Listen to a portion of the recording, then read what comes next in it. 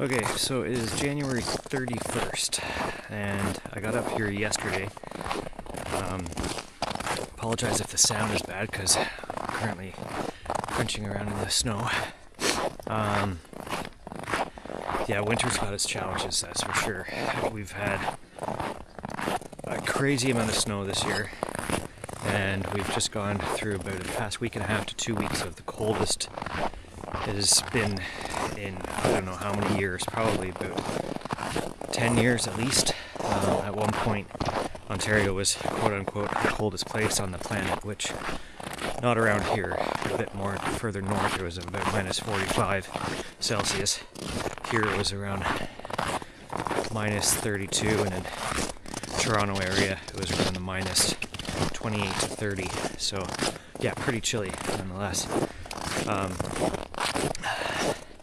Wasn't going to do a recording this weekend because I was just coming up to do a little bit of work and then head back. But last night on my way back in the truck, because as you can see, it's going to be very challenging to get the truck up here now with the amount of snow that we have.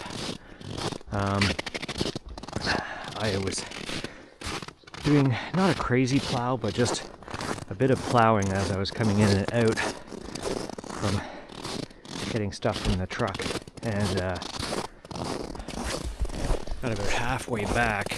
It was dusk, it was almost dark. Got about halfway back, and this huge clunk in the front end, or bang, I guess, lost my full four-wheel drive system. So right now the machine side by side is only operating in two-wheel drive, hence why I had to walk back, and hence why I'm walking there this morning. So I've opted to walk there because the ground has stiffened up a bit, so I'm hoping that I can get enough traction in two-wheel drive to be able to drive it back to the property, and start taking a look at what destruction I've done to it. But if I can't, then walk back again, probably get the excavator going, just because the skid steer doesn't do well in this either. Nothing does well in this. Get this excavator and walk that about just over a kilometer or so back up the trail, and attempt to tow the machine back. I'm going to take a look at it as well, because I don't know, maybe I just bolts come loose and it's just popped off. Maybe the axle, the drive shaft or something like that. It's wishful thinking. I doubt it. But I'm not hearing any grinding, so not sure if that's a good or a bad thing yet. Either way, we will keep you posted. And there she be.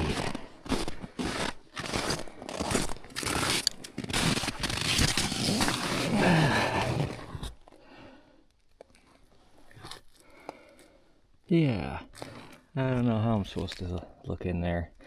More than likely this whole belly pan has to come off, which is something like 170 rivets or something like that. I don't think that's going to go too well, but just looking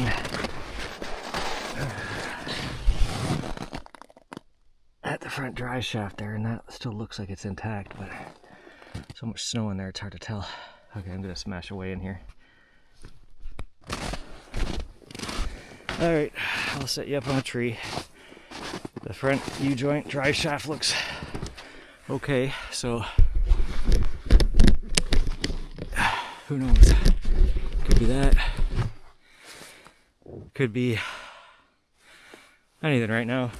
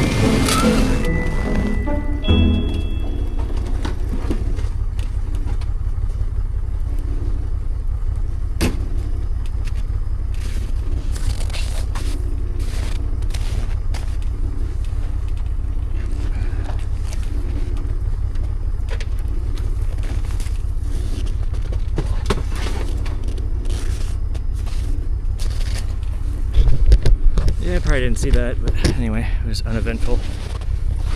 Got the winch or the plow strapped up so that I can use the winch, because the winch is obviously, plow is obviously operated by the winch. So anyway, I'm gonna try and back up, but I think I'm just gonna fall straight into the same hole again.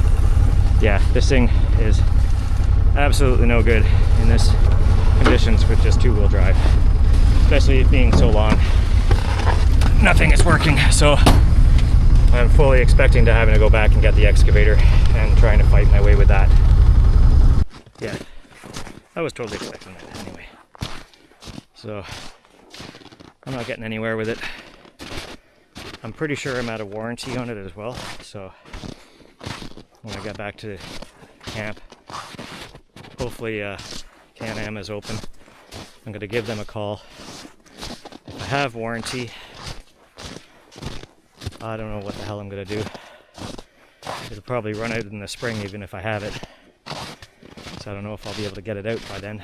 But I don't exactly have a trailer to do so either, because everything is snowed in. So I think either way I'm just going to have to bring it back to camp somehow. So I'll go get the excavator started and attempt to bring that thing up here. Easiest out of everything, I think. And then pulling it will be another fun adventure. Get my steps in today.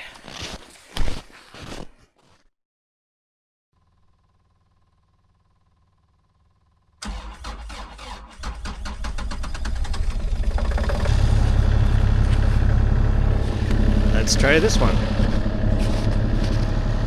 I don't think we'll be so lucky with this one.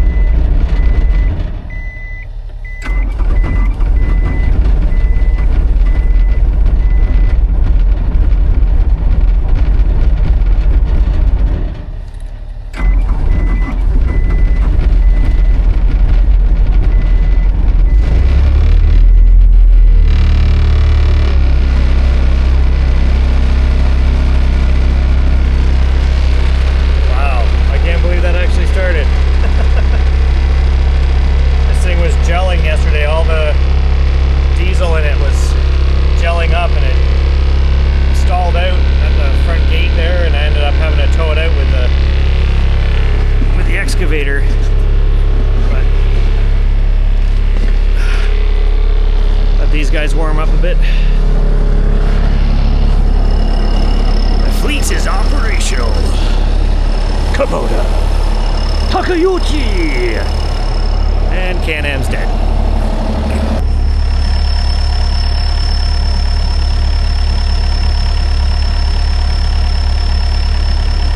Alright, what's the worst that can happen?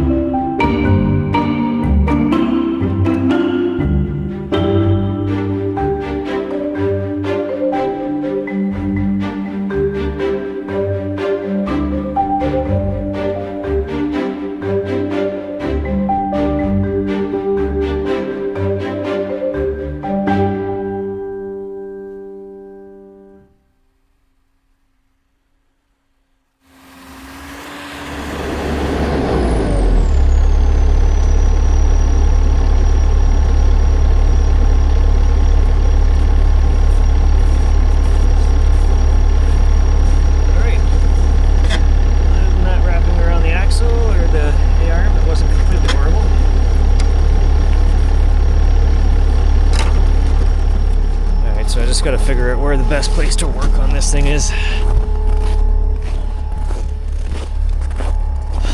Like, everything tells me right there, of course, but it's just so much snow. I don't know if it's gonna be good.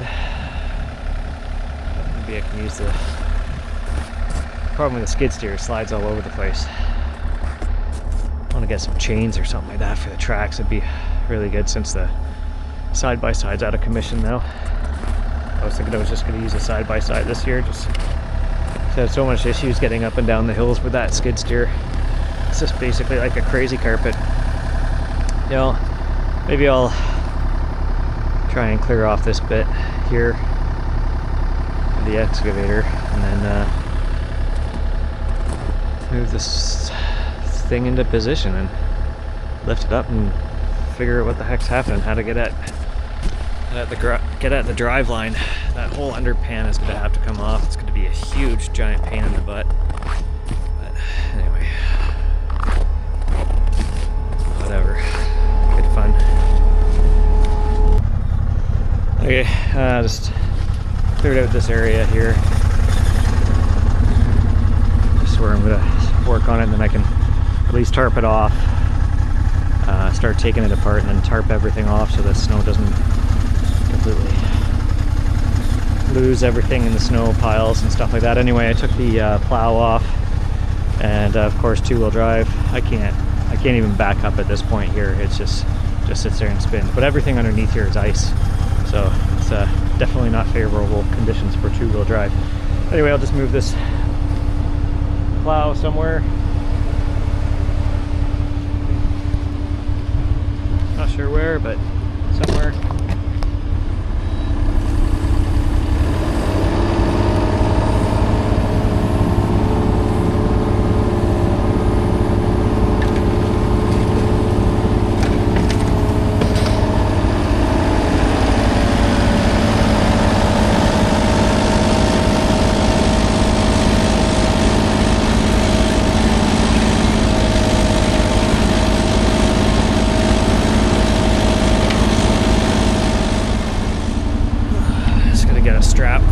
Of the side-by-side and then use the excavator to manipulate it around, park it in there. Some ash on the icy spots. Whoa. Well, that didn't work because I almost just fell on my ass. Okay. Gotta find a good strap-on here. I know where my strap-ons are. Strap-ons are in my box.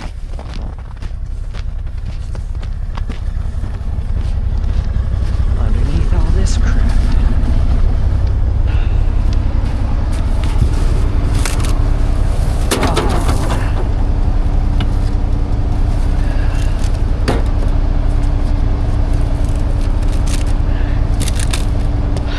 You know what? When doing delicate work like this, it's always a good thing to have the correct size strap on.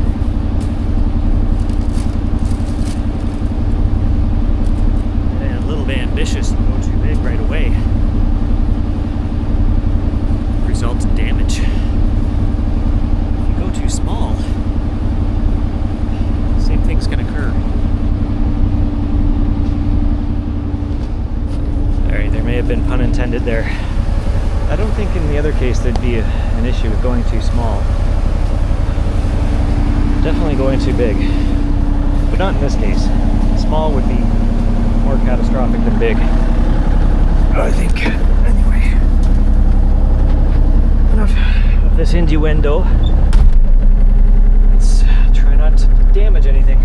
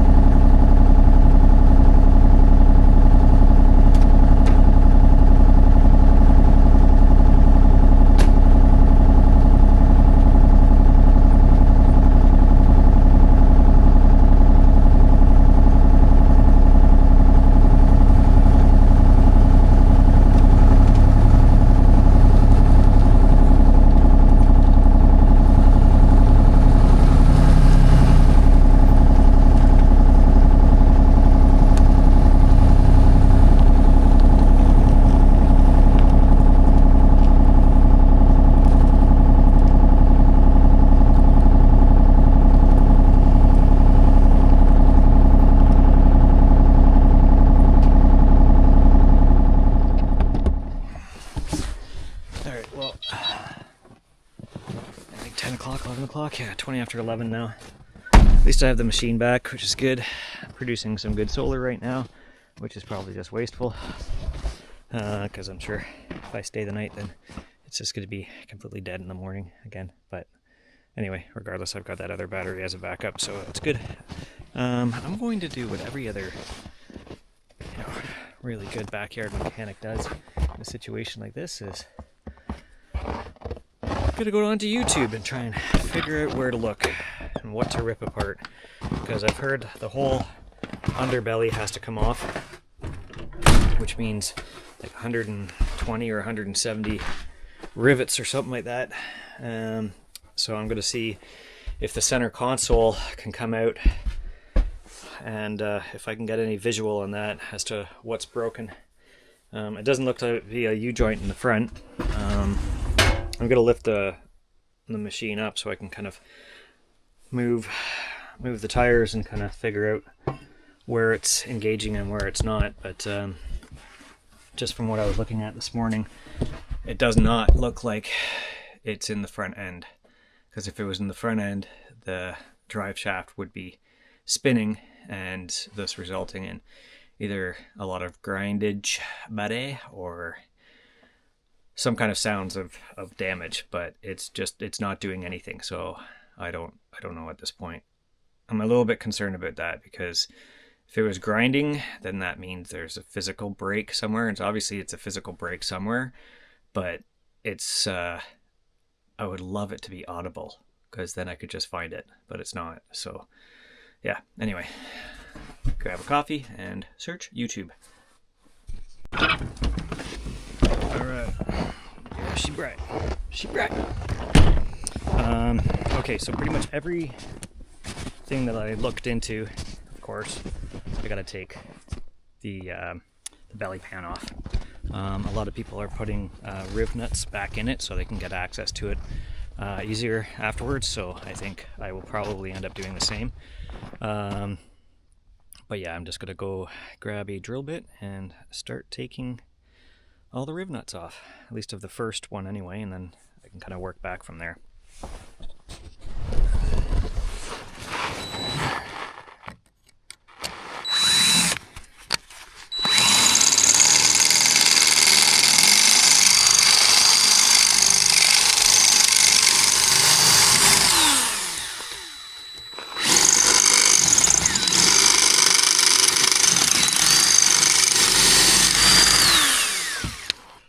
I got most of the rivets off. There's a couple of Torx bits on this fender wall, or the inner fender here.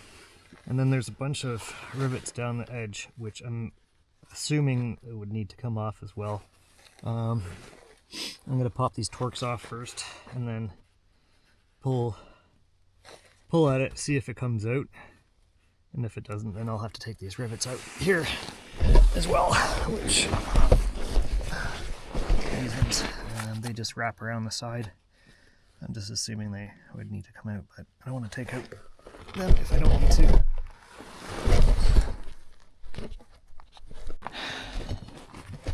Okay, yeah, just a little bit of a pain in the ass, but figured out that you gotta basically loosen up this side panel here, and then I had to take the rock guard, or whatever you want to call it, off as well to get this to kind of slip to the side. And as soon as it slipped to the side, the thing basically fell out. Yeah, so I'm grabbing the drive shaft, and the drive shaft's not moving, which tells me it's potentially locked up to the transfer case, which is what it does when it goes into park. So now I'm going to take the lift the front end up and see if I can spin the tires. And if I can spin the tires and the front drive shaft is still locked up, then that would lead me to assume that it is a front differential issue. So, grab the machine and lift this bad boy up.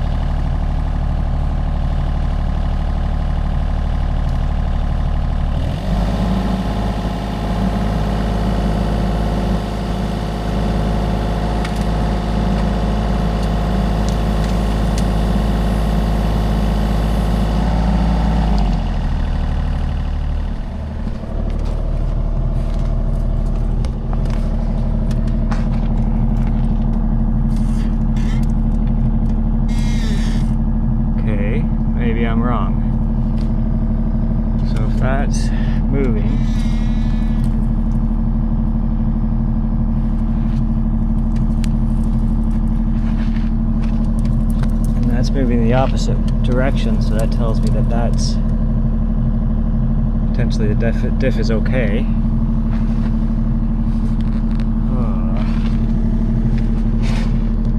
Maybe that's why it wouldn't move. Okay, so never mind what I just said.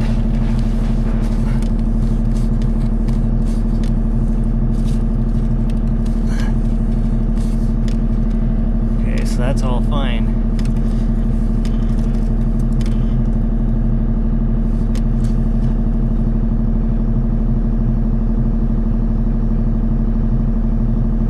Start this thing.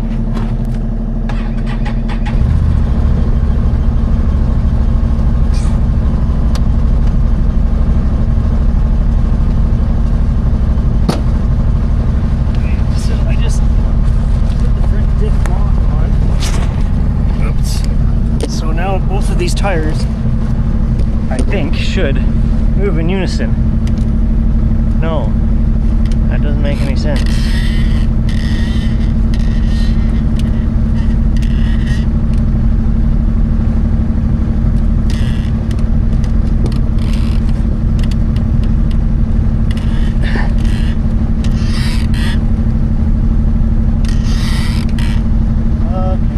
Either way, I think it's going to be something back here now. So I'm going to take this panel off next.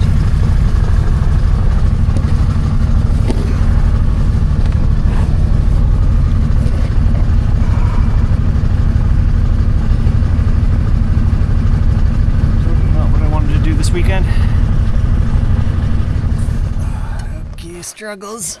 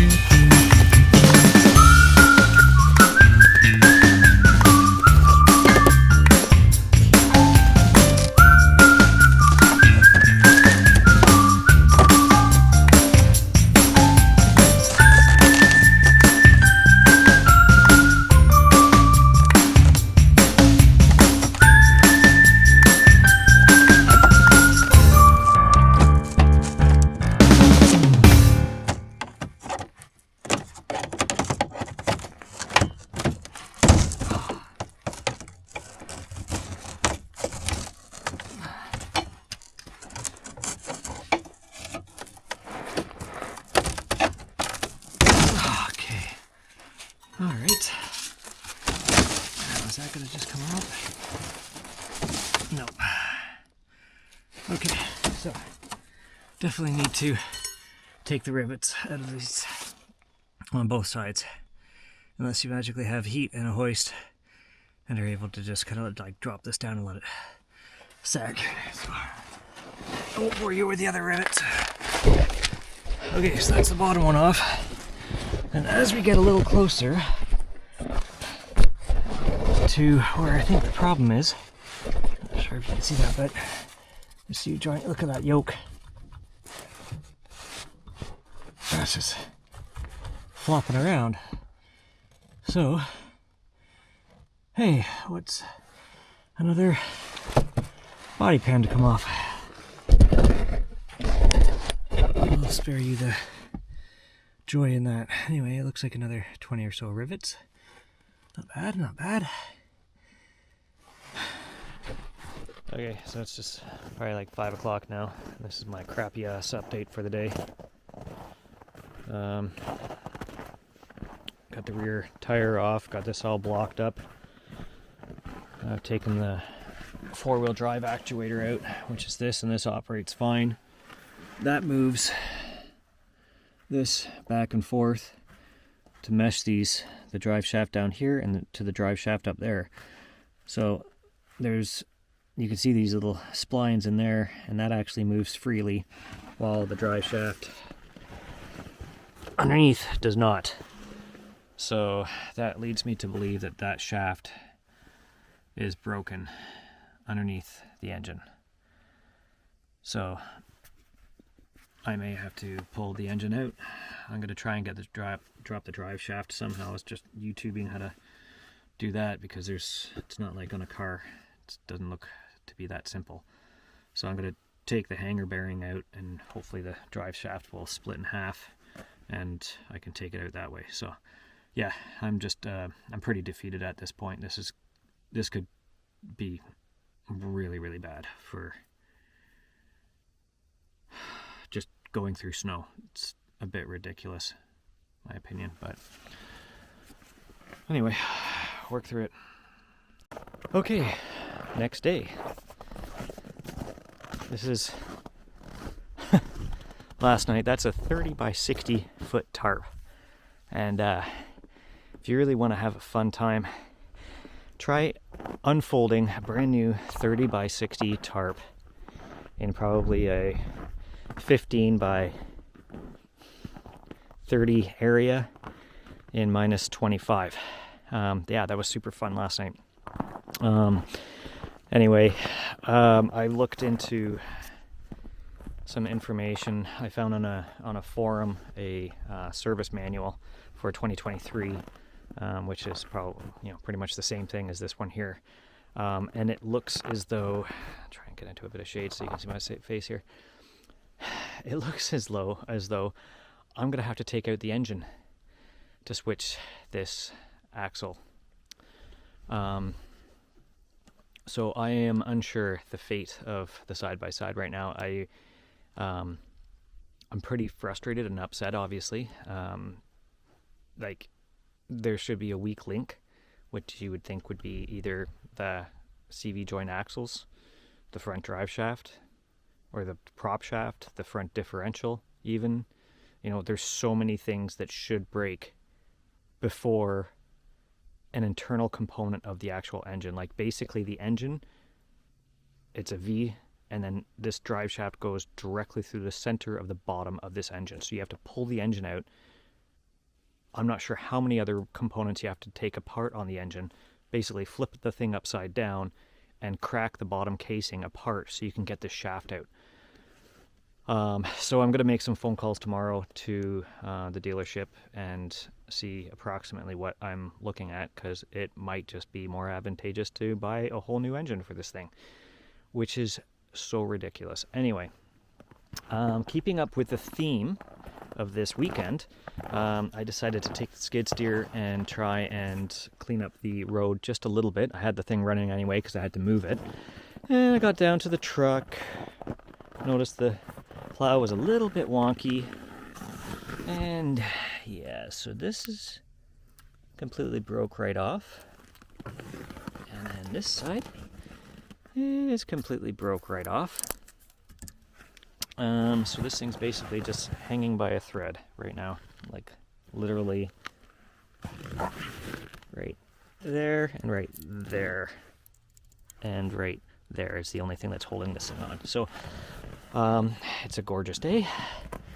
I'm going to try and get the generator going, and if I can get that going, then I'm going to get the Kubota going and move that out of the way and take the blade off, bring it over there, and try and do some welding. And I don't have my welding shield, so I'll be tripling, quadrupling up on these sunshades and a grinder mask that my son gave me, and attempting that. So it's also Sunday, so I'm not sure exactly how much I'm going to record of this. I might just do play-by-play, but in your mind's eye, picture me frustratingly trying to start the generator, frustratingly taking the plow off. I don't know. We'll have to see how ambitious I get. Anyway, let's get this thing going.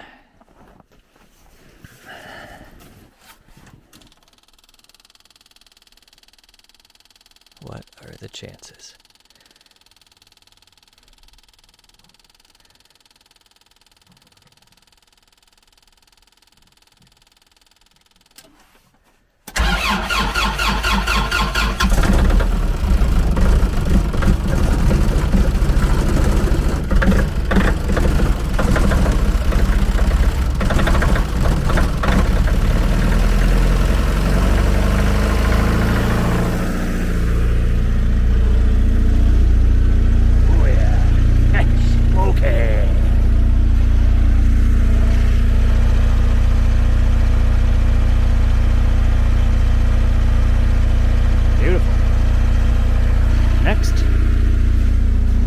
Knock on wood, the most reliable piece of equipment in the fleet.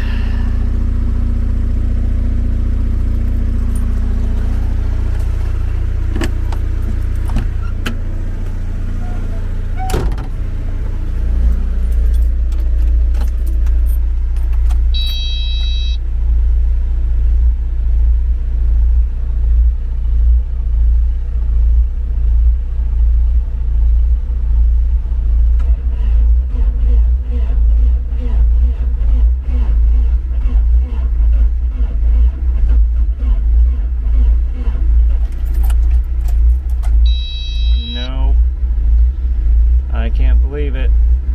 Come on, Kubota. A couple of Isuzu engines started this morning.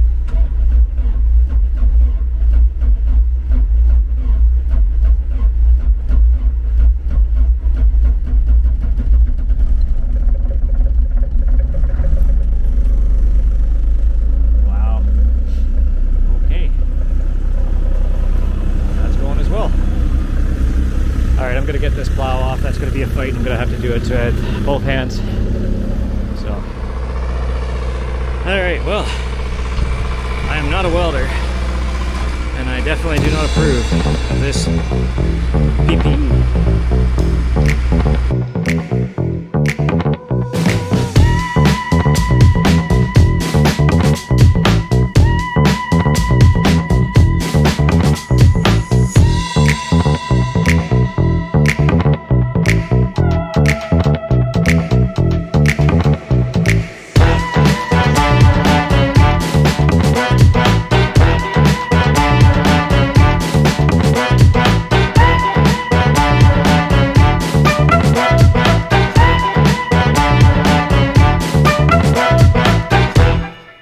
Okay, so that's that. I reattached it onto the machine and had a hydraulic leak.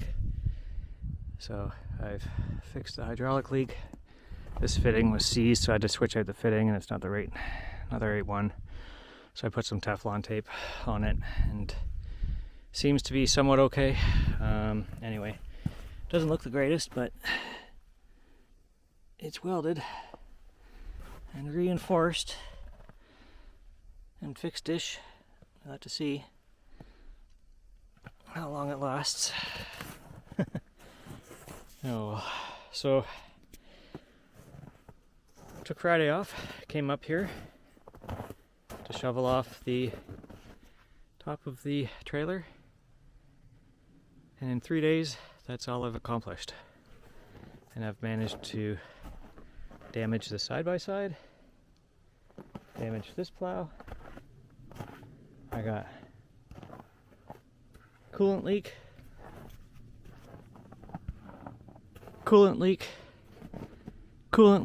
and potential rip out the engine. So absolutely zero things done other than shoveling off the top of the trailer.